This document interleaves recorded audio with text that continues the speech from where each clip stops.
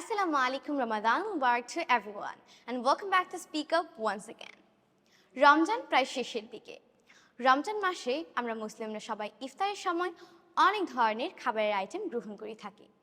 কিন্তু গাইস, আমরা কি এই সব খাবারের আইটেমসের নাম ইংরেজিতে আদৌ জানি? Well guys, today we are going to discuss about that. এবং আজকের ভিডিওটি তাদেরই জন্য যারা এই সবের ইংরেজি এখনো জানে না। So guys, let's get started. মুড়ি, puffed rice, ছোলা, chickpea, আলুর চপ। এখানে চপের ইংরেজি চপই থাকবে, সো গাইস এটা হবে potato chop or potato cutlet.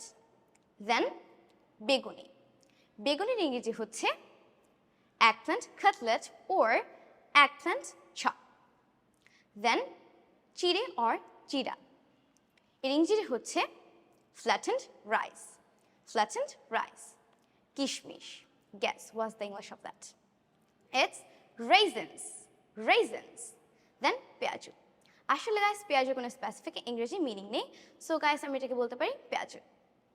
দেন জিলিপি, জিলিপির ইংরেজি হচ্ছে সুইট প্রেটজেল, সুইট প্রেটজেল।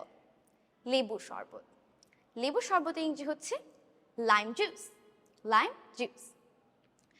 শসা, cucumber, cucumber.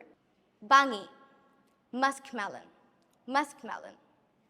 Then হচ্ছে তরমুজ, our favorite fruit during Ramadan. It's watermelon, watermelon. ফিরনি, আমরা ফিরনিকে ইংরেজিতে ফিরনি বলতে পারি। যদি অন্য কিছু বলতে চাই তাহলে বলতে পারি রাইস পুডিং, রাইস পুডিং।